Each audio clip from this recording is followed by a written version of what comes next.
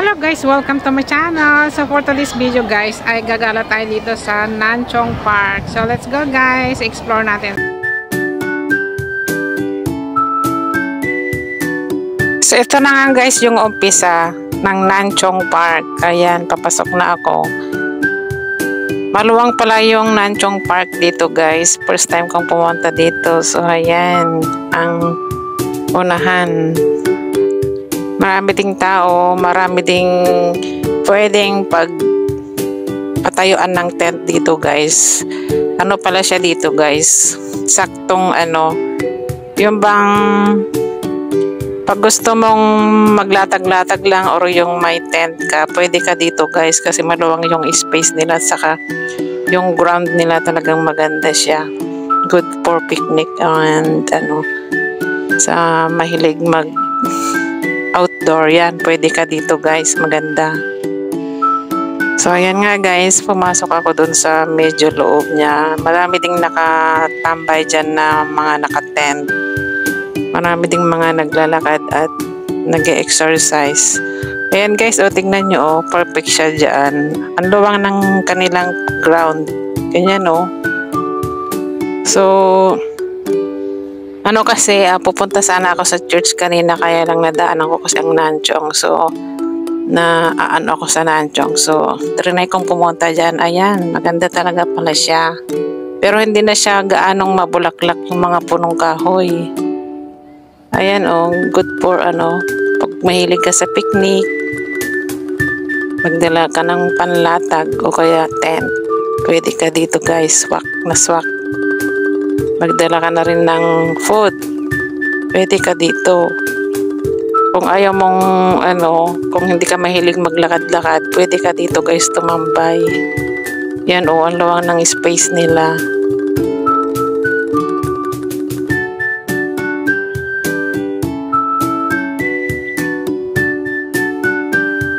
Nakikita ko lang kasi ito guys dun sa sa MTR Nan Chong Park. So, na-struck ako. So, try ko nga pumunta doon. Sabi ko ganyan. So, ayan.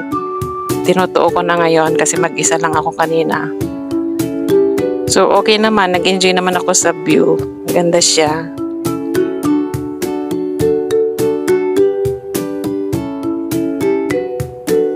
Ayan. Ang daming mga nakatambay na mga tamang pahinga lang. And may mga bulaklak din ng mga punong kahoy. Pero hindi ko nakita yung bulaklak na na yellow kasi dati nakikita ko yung yellow flowering tree, pero hindi ngayon, wala akong nakitang kahit isa. So ayan, maluwang talaga yung space nila guys. Tapos yung playground para sa mga bata, maluwang din siya. And yan nga, maraming mga nag-exercise. Maraming mga naglalarong mga bata. Pero hindi gaanong marami ngayon kasi nga holiday nga Chinese New Year. So yung mga iba may mga pinuntahan. Yung mga iba siguro dito lang sila pumunta. Yan guys, madami tayong mga kababayan dyan. Patent-tent lang sila. And yun, kasi mag-isa lang naman ako, so nilibot ko lang yung park. Then pumunta ako dyan sa V-Walk. Pinasok ko yung mall nila. Maluwang pala yung mall nila. So may A zone, B zone, hanggang doon sa dulo. Maluwang talaga siya. Pero ang pinuntahan ko lang dyan guys is yung doon sa may V-Walk Garden. Yan guys, ang ganda ng kanilang bridge. Yan, ganda. So ayan nga guys, may nakita kong selfie spot nila, so nag-try din ako para may remembrance sa V-Walk. And yun, na-boring ako, so may binigay dati si hipag ko, si Angie, na coupon ng Häagen-Dazs. So binili ko yung Häagen-Dazs worth of $50. So nagtry ako doon sa milk strawberry shake. Milk strawberry shake. So yan guys.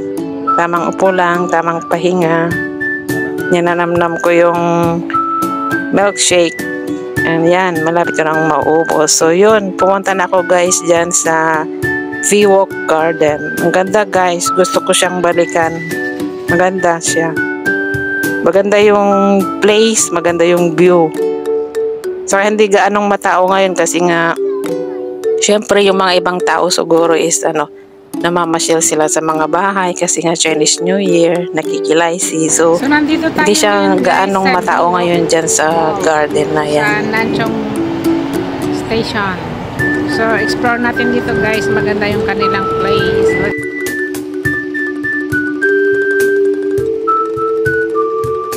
So yan guys ang kanilang tanawin.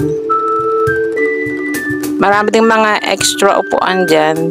Pwede kang bumili ng pagkain mo, pwede kang kumain dyan. May mga tent. And maganda din yung kanilang mga alamans. Yan yung mga nagpapaganda dyan. Nakaka-refresh ng mind tumambay dyan. Saka yung weather kasi yung hindi siya mainit pero medyo malamig. Hindi naman gaanong kalamigan, tama lang siya. So maganda talagang tumambay dyan. Ayan nga, nilibot ko nga dyan. At saka doon sa baba nga pala guys, mas maluwang pa yung kanilang garden sa baba. Mamaya pupuntahan ko sa baba, ang ganda sa baba. So yan is sa second floor yan, doon sa taas. Yan guys, napakaganda. So umupo din ako dyan saglit. Nag-try lang ba tumambay. Then yun.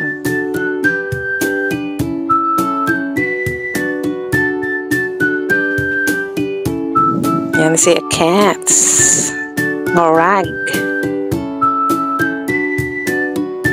Tanda na si Cats.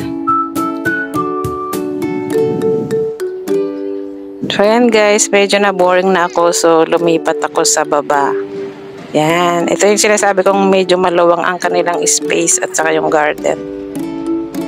Yan, sa baba, makikita mo yung sakura flowers. Ito, ang luwang ng kanilang garden dyan guys. Ang daming mga nakatambay. Ang ganda ng kanilang view. Marami ding mga extra upuan dyan. Kahit saan pwede kang umupo dyan. Yan, ganda. Gandang maglakad-lakad. Maganda ding tumambay. Ayan. Marami tayong mga kababayan dito, guys. Yan, tamang upo lang sila. Pindot-pindot sa cellphone. Ako naman nilibot ko yan, guys. And then, tamang picture lang. Ganun. Masaya na ako sa ganong style ng pagdi-day off. Mahilig kasi akong gumala guys, pero gusto ko yung mga magagandang view. Yan. Pa-extra din si Akes. Para makita nyo din yung aking pagmumukha, hindi lang yung puro view na lang. Diba? Sana huwag kayo magsawa sa aking pagmumukha.